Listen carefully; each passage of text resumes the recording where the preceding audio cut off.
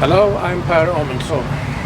This video is intended primarily for those of you who are planning to go on vacation in Stockholm and planning to stay for at least a week. So in this video I'm going to show you some of the places that I think you must visit during your holiday in Stockholm. Some of the best that Stockholm has to offer.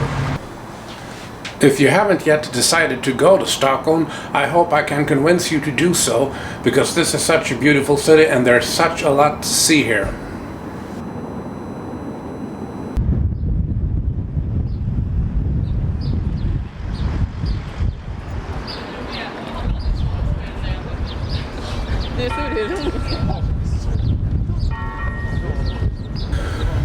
We're gonna start in Gamla stan, or the Old Town, the original Stockholm, built where the Lake Mälaren meets the Baltic Sea. The city was growing here already back in the 12th century. The city of Stockholm was officially founded in the year 1252 by the great statesman Birger Jarl. This is what the man is supposed to have looked like. You can see him at the Museum of the Medieval Times in Stockholm.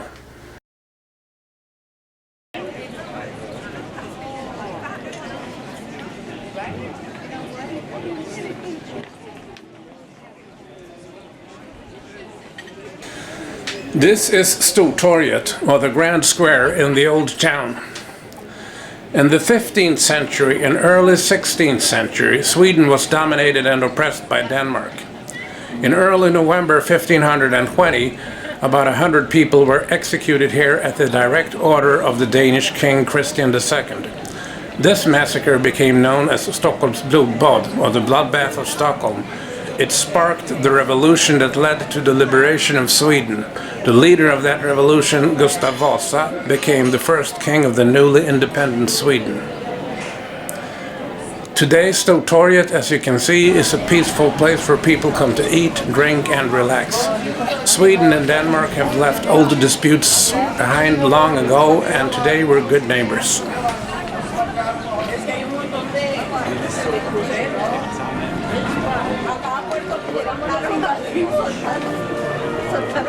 En Rusia había 15.000 pasajeros de turistas el día que fuimos, sueltos ahí en San Petersburgo.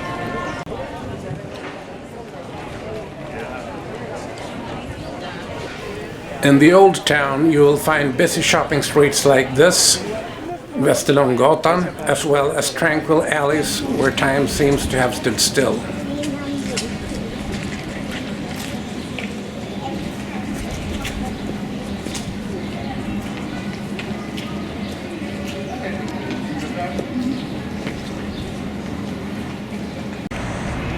The Royal Palace in the Old Town was built in the late 17th century and early 18th century and is one of the biggest and oldest of its kind in Europe.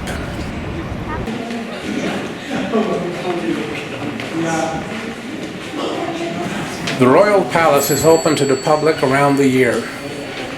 If you want to see its magnificent interior, you can take a guided tour, walk around by yourself, or do both.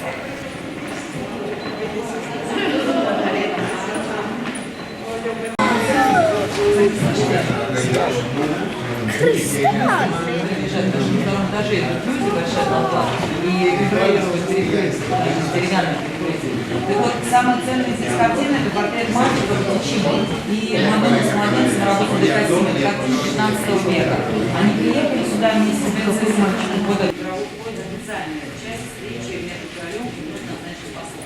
А потом они приходят в эту комнату, оформленную в современном стиле. Это комната преобладает нынешнему королю.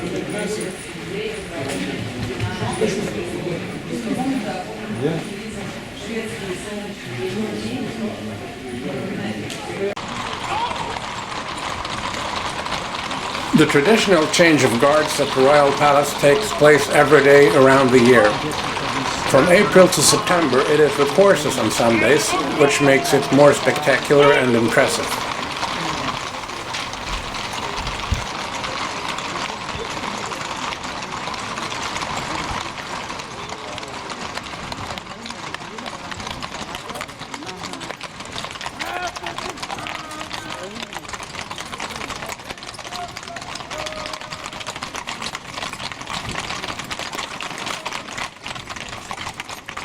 Few countries in the world have mounted military bands. To play music while riding a horse is a difficult task that takes lots of training. This takes lots of training for the horses as well.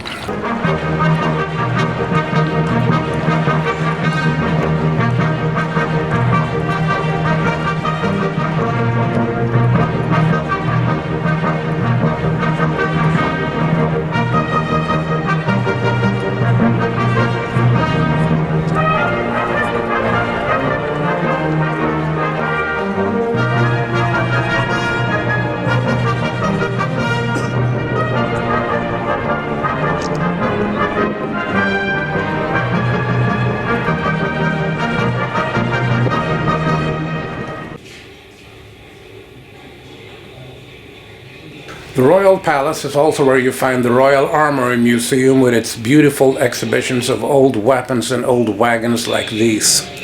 The weapons exhibition was temporarily closed when I was there, so I cannot show you any of that.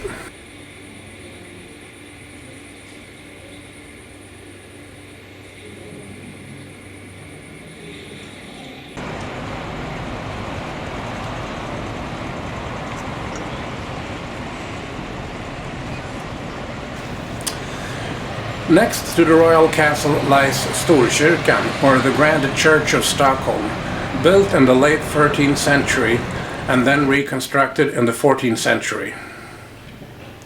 This is what it looks like on the inside.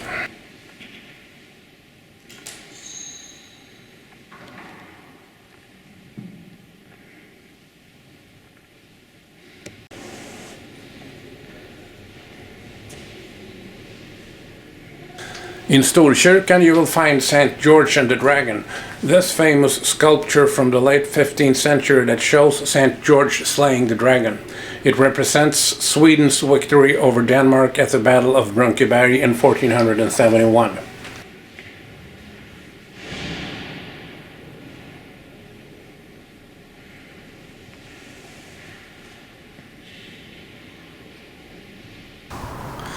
The King of Sweden, Carl Gustaf, doesn't live at the Royal Palace in Stockholm. He lives at the Drottningholm Palace on the island Lovön in Mälaren, and that's where we're going next. The best way to get there is by boat.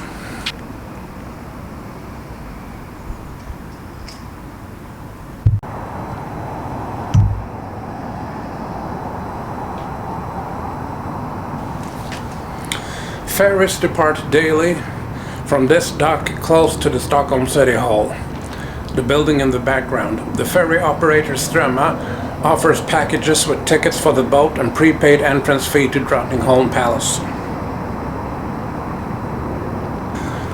Choose an early departure, as it will give you more time to spend at Drottningholm, and you're going to need it.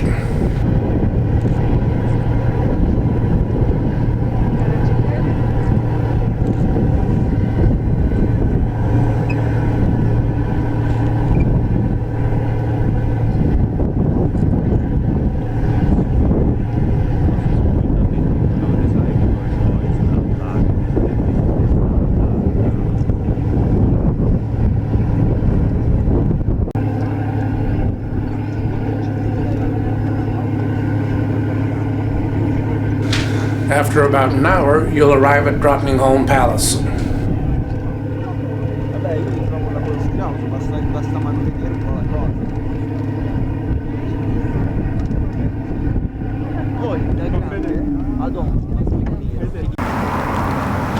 So here we are, Drottningholm Castle, the Versailles of the North. Very beautiful old castle by the Lake Mälaren. The Drottningholm Palace was built in the late 17th century and early 18th century. Imported marble was very expensive at that time, so what looks like marble on the walls here is actually just an imitation painted on wood. But a good one, I'd say. At least it could have fooled me.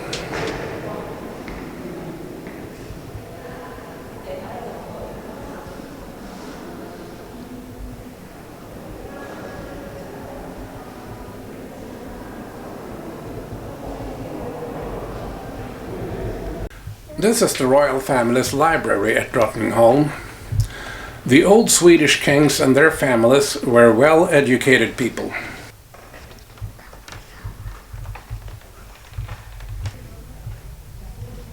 Visitors to the Drottningholm Palace can take a guided tour, walk around by themselves, or do both.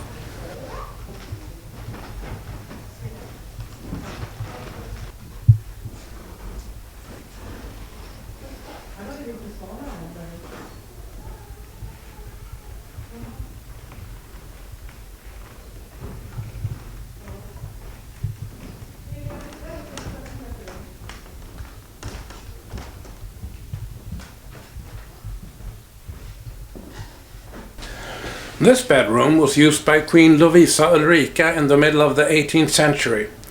Fancy, isn't it? A place for royal pleasures.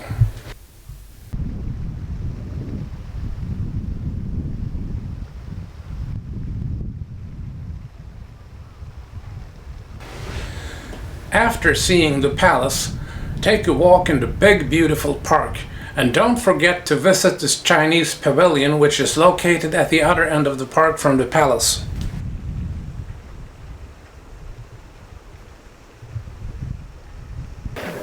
In the year 1753, the Swedish King Adolf Fredrik gave his wife Queen Lovisa Ulrika a very special birthday present, Kina Slott, or the Chinese pavilion. A small summer castle filled with Chinese artifacts here in the park at Drottningholm. However, this is not the original building. It was replaced a few years later by a more durable construction. So take time to walk around inside the Chinese pavilion and take a good look at all the fascinating Chinese artifacts in there.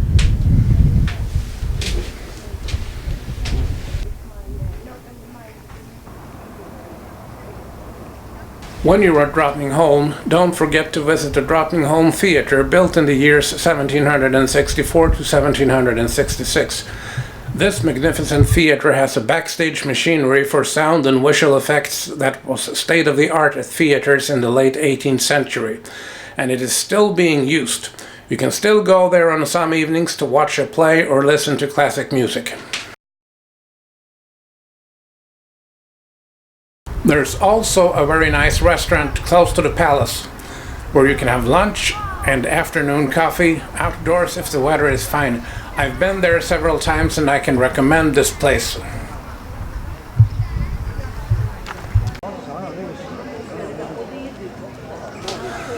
Our next stop on this tour is Skansen, a large open-air museum and zoo located on Djurgården, close to Stockholm city. Old buildings from different parts of Sweden have been brought to Skansen and rebuilt here to give you an idea of what it looked like in different parts of Sweden in the old times.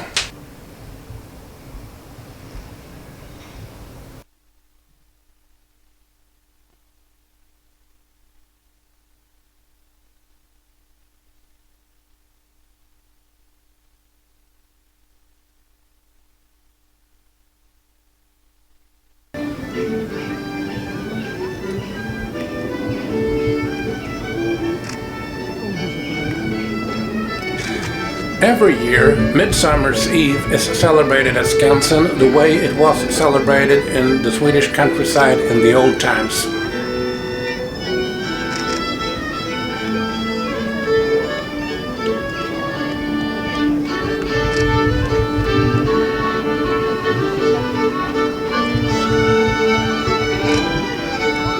Vi kan börja lite försiktigt och klappa.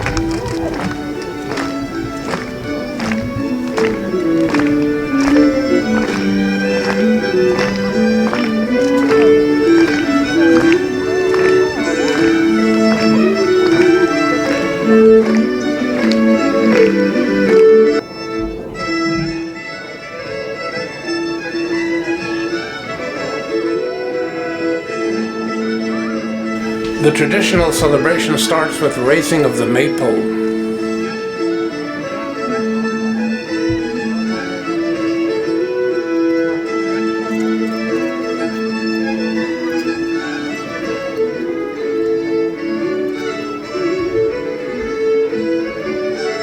The raising of the maypole can be a difficult task. Are you ready, guys? Okay, here it comes. Oh! Ja! Det är små steg. Okej. Får ni tag nu? 1, 2, 3.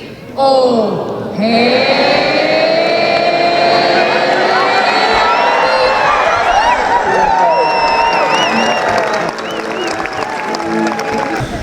Then follows the dancing. In the old times, the dancing would continue till late at night.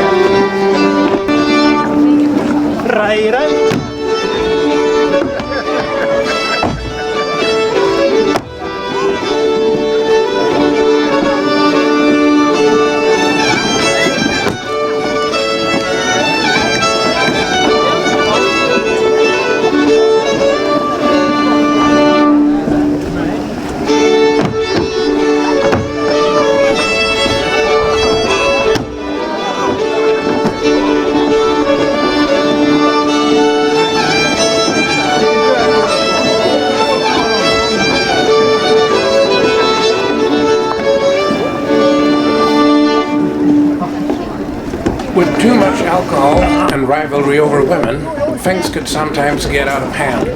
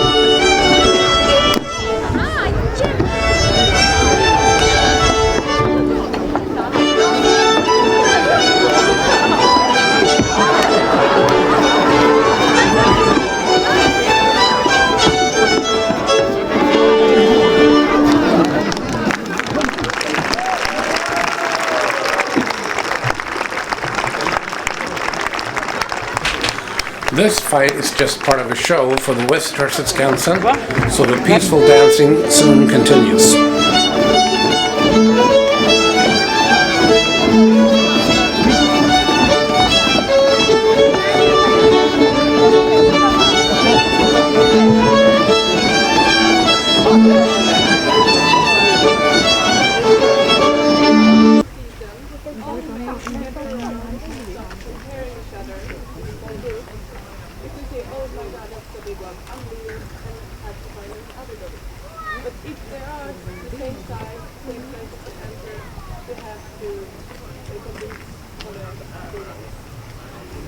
Skansen is also a zoo, and here you can watch some animals that are typical to the Swedish fauna, like elk,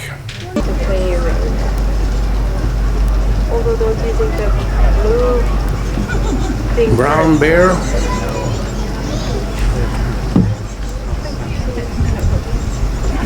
Oh, yeah, come here.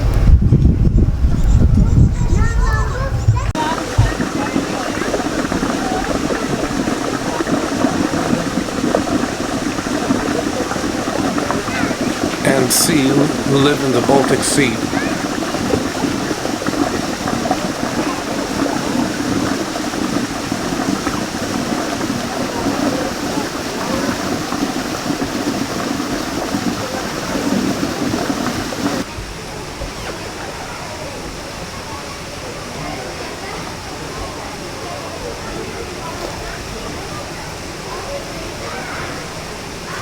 And some who are not, like these lemurs who reside at the Skansen Aquarium and the Monkey World.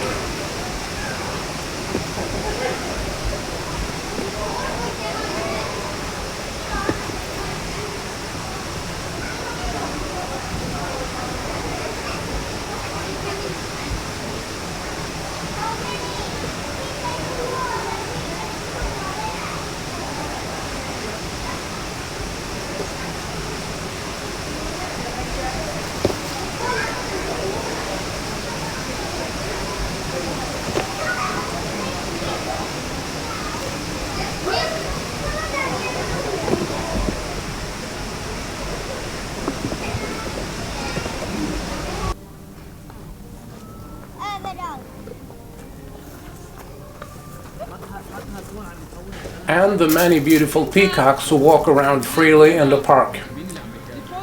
To spend a full day at Skansen is very nice and very relaxing, and something that I strongly recommend you to do.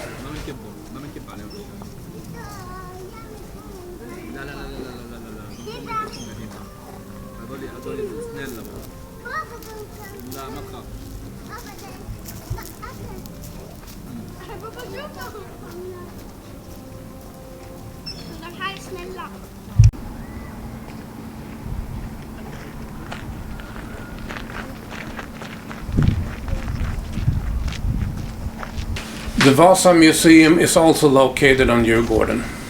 In the 1620s, Sweden was at war with Poland and they needed to strengthen its navy. So the great King Gustav Adolf ordered the construction of the battleship Vasa to project strength and secure Sweden's dominance on the Baltic Sea. This was an unusually big battleship.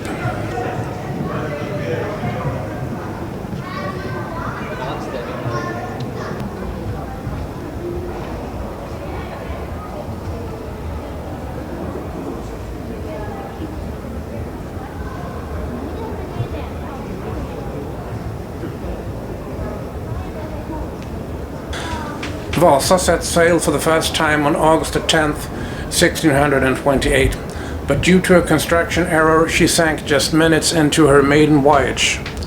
An extra row of cannons made her top heavy, so a gust of wind was all that it took to make her tilt. The many heavy cannons had not been properly secured, so when the ship started tilting they could roll from one side to the other, thus increasing the downward pressure on that side. To make matters worse, the cannon gates were open so that water could rush in quickly. Most of the crew members made it ashore, but some 30 to 50 sailors drowned.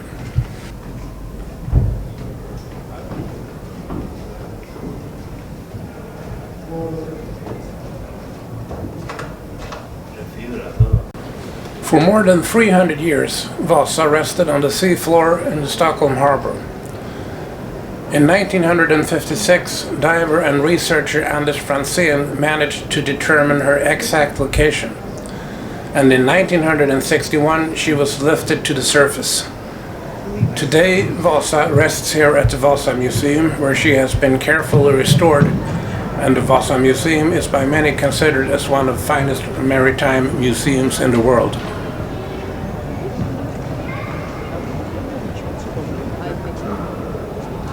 Here, a smaller model next to the real thing.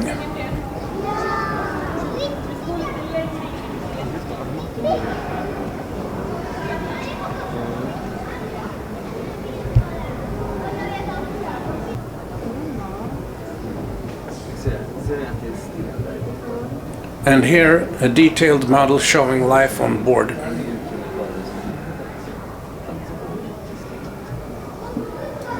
Now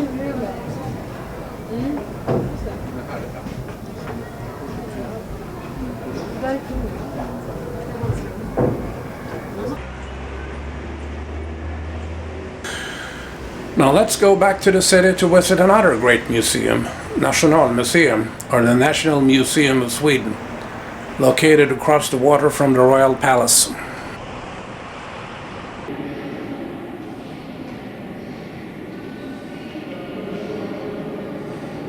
This magnificent building is one of the finest art museums in Europe, and many of the greatest Swedish artists are represented here.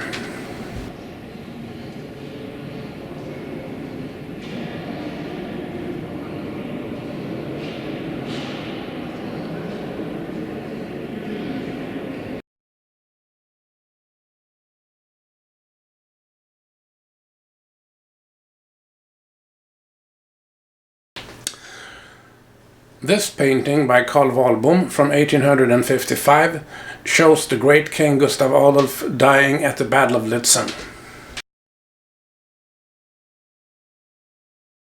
This very famous painting by Gustav Cederström shows the great King Carl XII being brought home by his troops after his tragic death in Norway in 1718.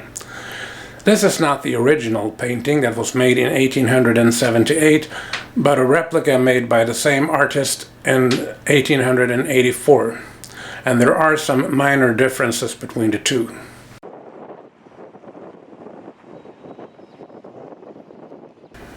Kungsträdgården, or the King's Garden, is a nice park in Stockholm city. The statue is, once again, the great King Carl XII.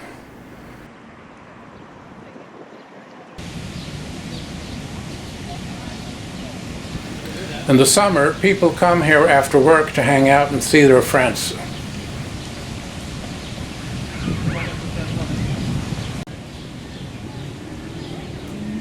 There are several restaurants and cafes here where you can have something to eat and drink outdoors if the weather is fine.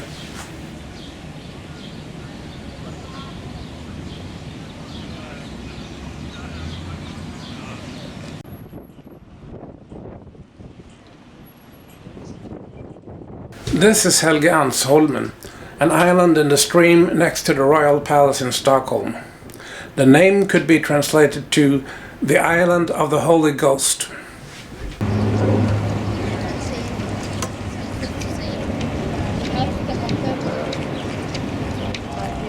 And this building is Sveriges riksdag, the House of Parliament. The House of Parliament also offers guided tours for visitors.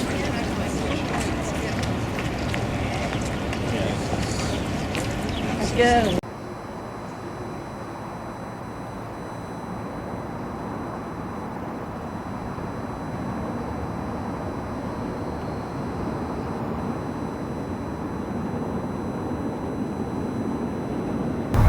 The City Hall of Stockholm, behind me, was designed by the famous architect Ragnar Östberg. The construction was completed in 1923 and the building was officially opened on Midsummer's Eve the same year. The building is made up of about 8 million bricks, and it has a tower that is 106 meters high. Yes, you can go up there. As it houses the Municipal Council of Stockholm, and this is a political building, tourists cannot walk around freely inside it. If you want to see its interior, you'll have to join a guided tour. Guided tours start in the large blue hall. This is where the Noble Banquet takes place in early December every year. If you look at this wall, it sort of looks like the inside of a Gothic church. The chandeliers, the windows, and the pipe organ that is in this golden balcony on top.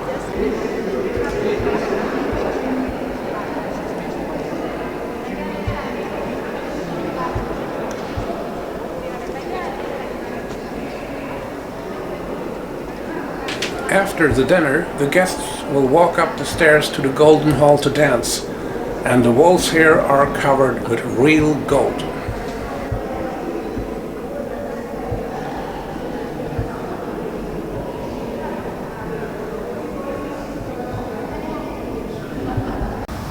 The City Hall is one of Stockholm's major tourist attractions and a very impressive building. So if you're planning to spend a week or more in Stockholm, I recommend that you visit the City Hall and spend at least a few hours here. I would like to finish with some general information and advice. Should I rent a car?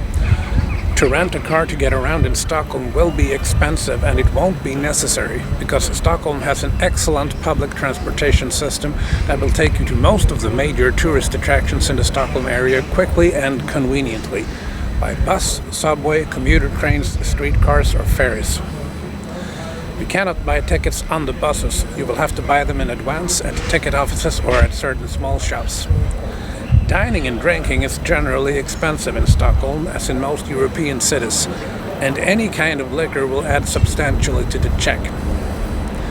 If you're out walking on town in the middle of the day, look out for lunch offers. At many restaurants you can get a very good lunch for about 100 crowns. Such lunch offers often include bread, salad, some non-alcoholic beverage and coffee, and will often give you very good value for the money. That's all for this time. If you like this video, please share it and please subscribe to my YouTube channel to see more from beautiful Stockholm and Sweden.